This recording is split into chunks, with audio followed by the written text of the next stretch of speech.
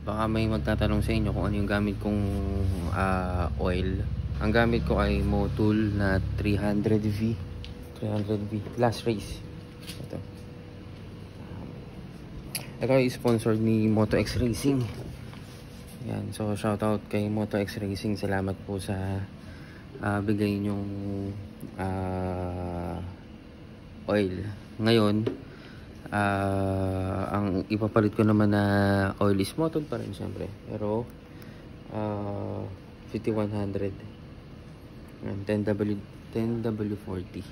Ito kasi ay 300V. Yan. Kung alam na kung magkano yung presyo nito, yun yung sponsoran ako ni Moto X. Yan. Tapos ito naman ngayon yung gamit ko, 5100 na Motul. So yun yung mga ginagamit kong langis.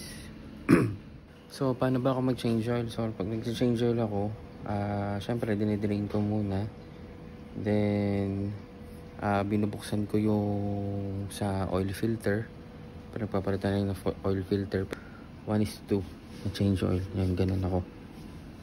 Tapos ang ginagawa ko, since sobra naman yung langis, kumukuha ako ng 200 ml. Yan.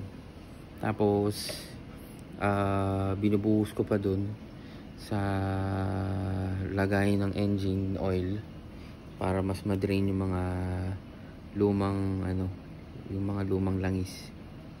Kasi after noon, pag wala na masyadong tumutulo na langis, saka ko ngayon nilalagay yung pinakalangis ng ng engine oil. Kumbaga yung pinakabago. Yung ganun. Kumbaga fina-flash out ko muna.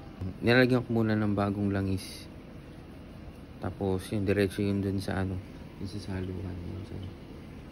Yun. Tapos after nun, nilalagay ko na yung drain plug. Then yung langis.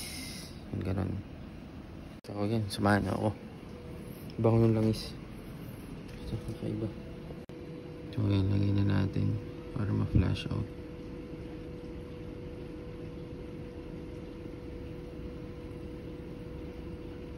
Siguro mga 100 ml nilalagay ko. Ayun, parang maputi na lumalabas. Ayan.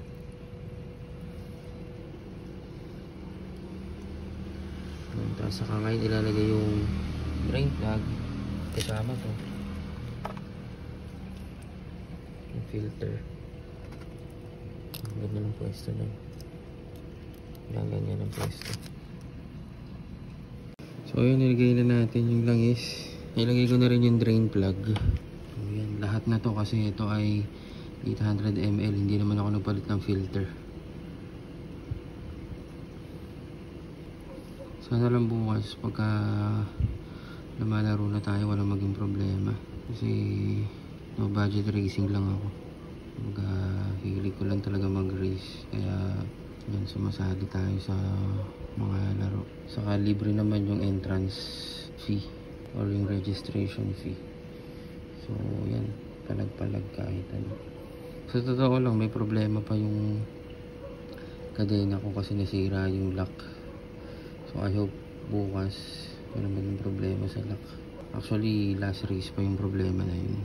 So yun, 5100.